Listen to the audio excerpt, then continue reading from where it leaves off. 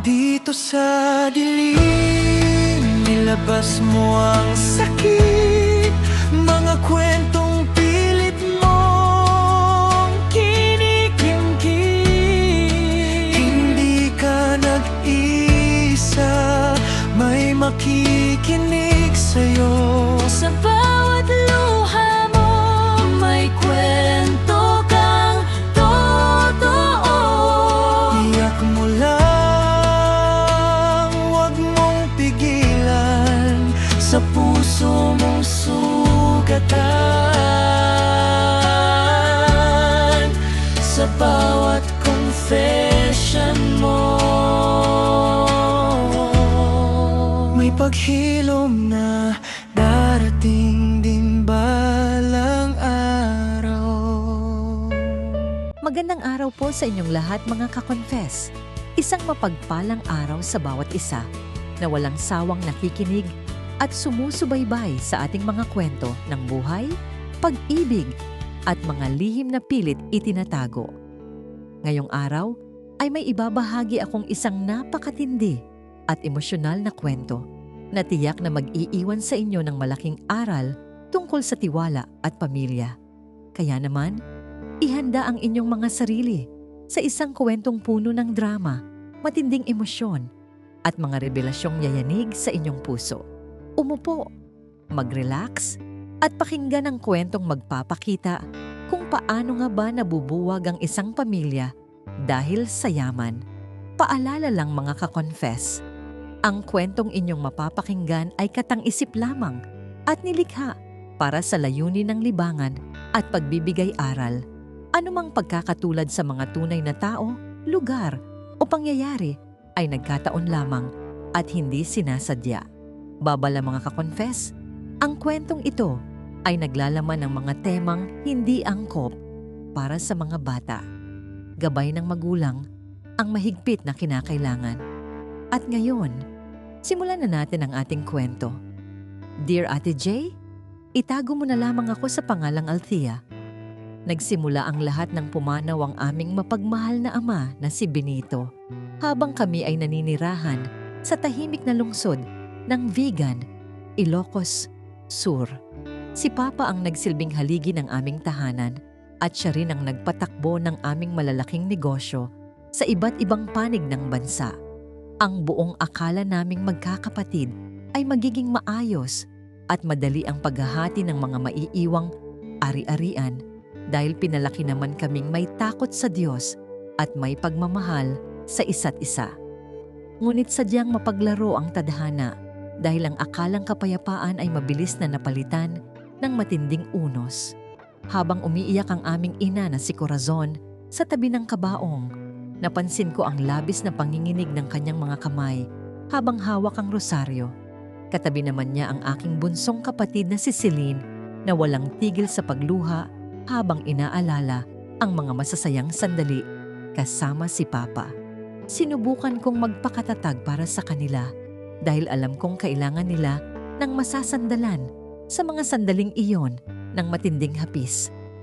Subalit sa kaibuturan ng aking puso ay may kakaiba na akong nararamdaman na tila ba may paparating na malaking bagyo sa aming buhay.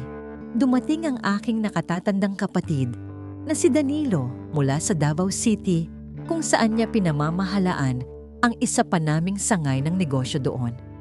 Imbis na lungkot ang makikita sa kanyang mga mata, napansin ko ang tila pagmamadali at pagiging balisa niya habang may kausap sa kanyang telepono. Hindi man lang niya nakuha na yakapin ang aming nagdadalamhating ina na si Corazon ng gabing iyon ng pagnonobena. Ang kanyang ikinikilos ay nagdulot ng maagang hinala sa akin, ngunit pinili ko munang manahimik upang irespeto ang alaala ng aming yumaong ama. Sa kabila ng unti-unting lumalalang tensyon sa aming tahanan, labis akong nagpapasalamat sa aking asawa na si Arnel dahil sa kanyang walang sawang pagsuporta. Palagi niyang hinahawakan ang aking mga kamay upang iparamdam ang kanyang wagas na pag-ibig at proteksyon sa gitna ng nagbabadyang gulo. Si Arnel ang nagsisilbing lakas ko sa mga panahong pakiramdam ko ay bibigay na ang aking katawan sa labis na pagod at emosyon. Ang kanyang mainit na yakap ang nagbigay sa akin ng kapanatagan habang pinagmamasdan ang unti-unting pagbabago ng ugali ng aking sariling pamilya. Isang linggo matapos ang libing ni Papa, nagkasundo kaming magkikita-kita sa isang kilalang opisina ng abogado sa gitna ng abalang lungsod ng Cebu City. Doon ay formal nang ilalabas at babasahin ang huling habilin at mga legal na dokumento na iniwan ng aming ama para sa aming lahat. Kasama ko si Arnel na mahigpit na nakahawak sa aking balikat, habang si Selena naman ay nakaupo sa tabi ng aming ina. Pumasok si Danilo na may dalang sariling abogado na lubhang ikinagulat naming lahat dahil hindi ito ang aming napagkasunduan.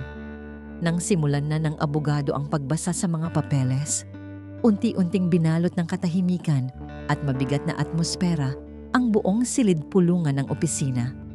Nakasaad sa dokumento ang mga legal na pag-aari ni Papa, kabilang ang mga lupain, sasakyan at mga malalaking share sa aming mga korporasyon. Ngunit laking gulat ko nang mapansin na may mga ari-ari ang nakalista doon na kailanman ay hindi nabanggit sa amin ng aming ama noong siya ay nabubuhay pa. Tumingin ako kay Danilo at nakita ko ang isang misteryosong ngiti sa kanyang mga labi.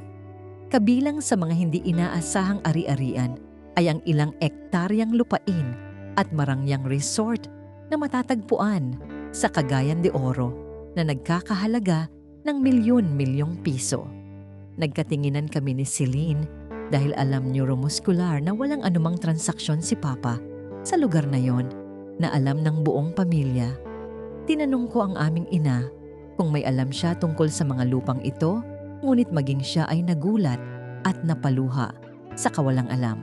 Ramdam ko ang mabilis na pagtibok ng aking puso habang patuloy na binabasa ng abogado ang mga detalye ng mana.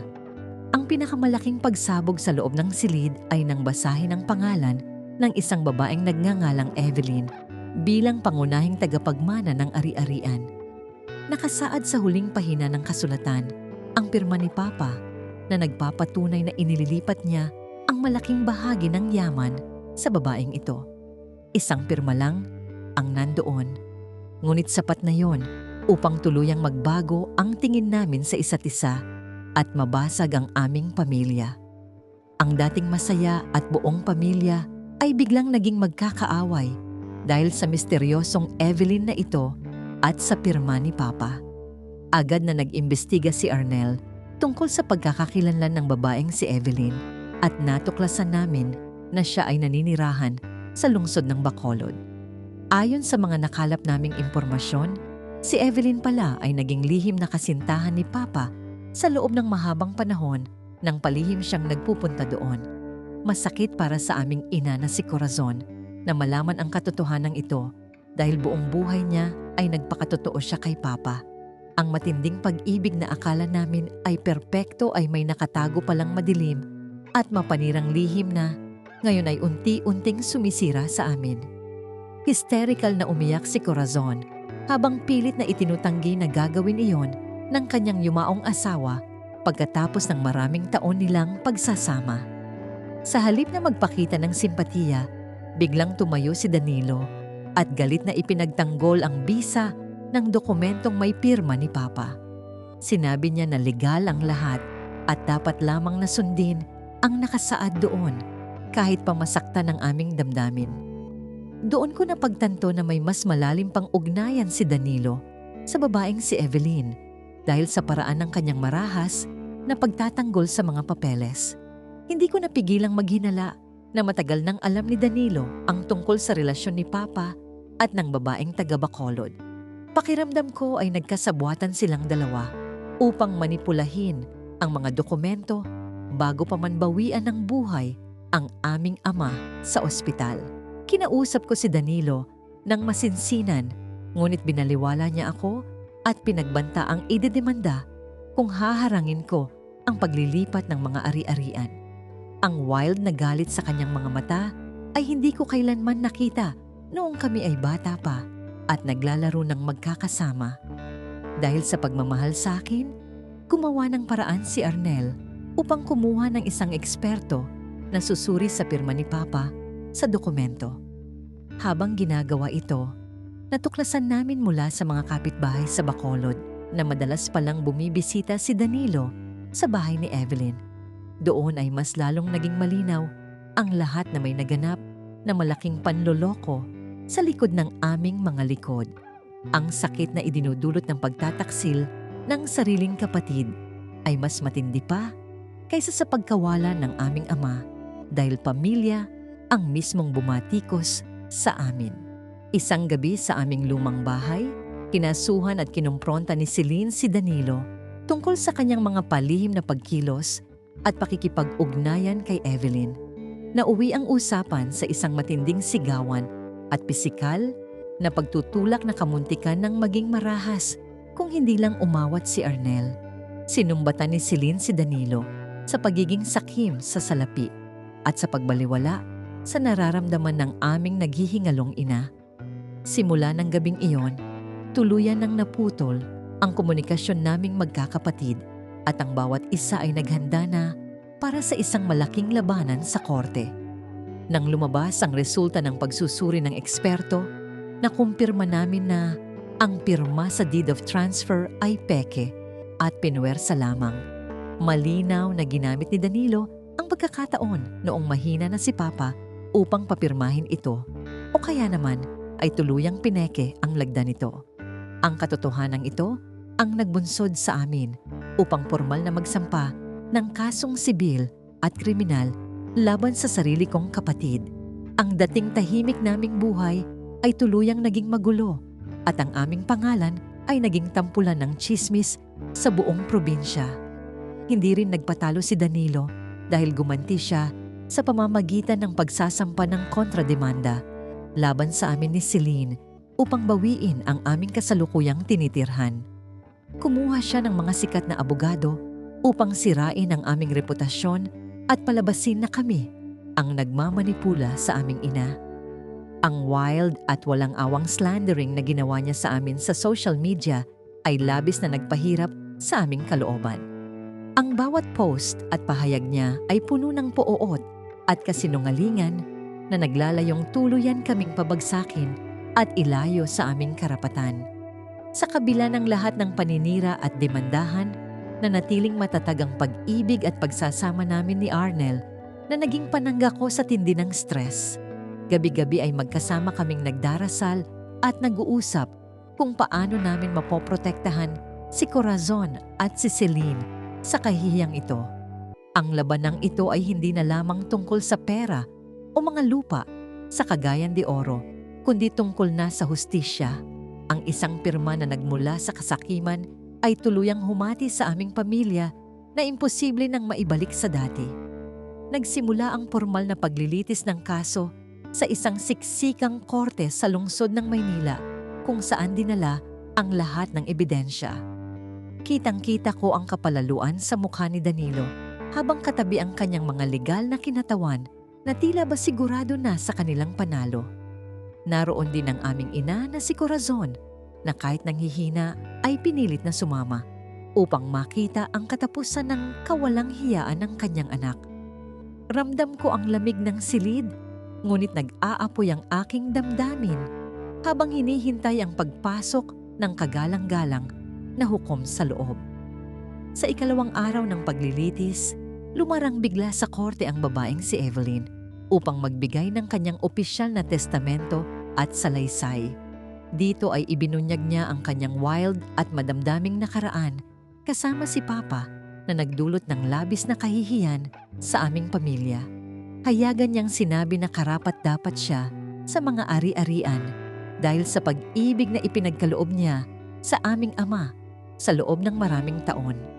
Habang nagsasalita siya, nakita kong nakayuko si Danilo na tila ba iniiwasan ng aking mga mata dahil alam niyang nabubunyag na ang katotohanan. Habang patuloy ang pag-atake ng kanilang kampo, ang pag-ibig at tiwala ni Arnel ang nanatiling anchor ko sa gitna ng nagngangalit na emosyon. Hindi niya ako hinayaang mapag-isa sa bawat hakbang ng laban na ito at siya pa ang nag-asikaso ng mga kakailanganing testigo. Ang pagmamahal na ipinapakita niya sa akin ay patunay na may mga tao pa ring tapat sa kabila ng pagtataksil ng sariling dugo. Kung wala si Arnel sa aking tabi, baka matagal na akong sumuko at hinayaan na lamang na makuha nila ang lahat. Dahil sa walang katapusang stress at pait ng demandahan, biglang isinugod sa ospital ang aming ina na si Corazon dahil sa alta presyon. Labis na naapektuhan ang kanyang puso sa paninirang puri na ginawa ng sarili niyang anak na si Danilo para lang sa pera. Binisita namin siya ni Celine at doon ay umiyak siya habang hinahawakan ang aming mga kamay at humihingi ng patawad para sa kasalanan ni Papa. Ang tagpong iyon ay nagpabago sa aking pananaw na ang tunay na kayamanan ay hindi ang lupa kundi ang kapayapaan.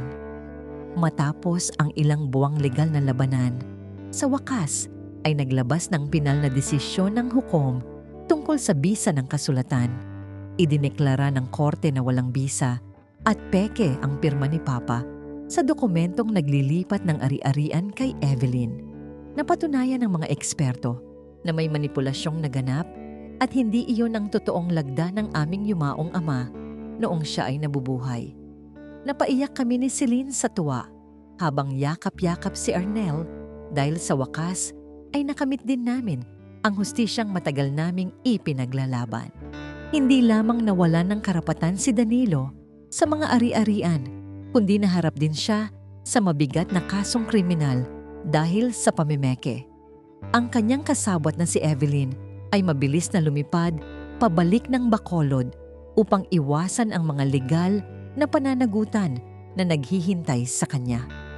Kitang-kita ko ang pagbagsak ng balikat ni Danilo nang basahin ang sentensya at mapagtanto na wala nang natira sa kanya.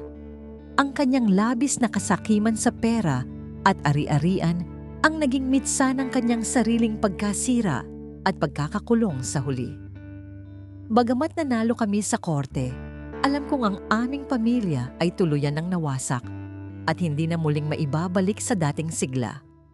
Wala nang mga masasayang salu-salo tuwing Pasko at wala nang tawanan na dati ay pumupuno sa aming tahanan sa Ilocos Sur. Ang bawat isa sa amin ay may dalang sugat sa puso na mahirap nang maghilom dahil sa tindi ng mga salitang binitiwan. Napagtanto ko na ang pera ay madaling hanapin, ngunit ang tiwala ng isang kapatid ay kapag nasira ay habang buhay nang mawawala. Sa ngayon, pinipili na lamang naming magsimulang muli kasama si Arnel, si Celine at ang aming ina na unti-unti nang nagpapagaling. Ang alaala ni Papa ay nananatili sa aming mga puso, ngunit may kalakip na itong pait dahil sa naging lihim ng kanyang buhay. Ang kwentong ito ay patunay na ang isang pirma ay may kapangyarihang magwasak ng pinakamalalalim na relasyon ng magkakadugo.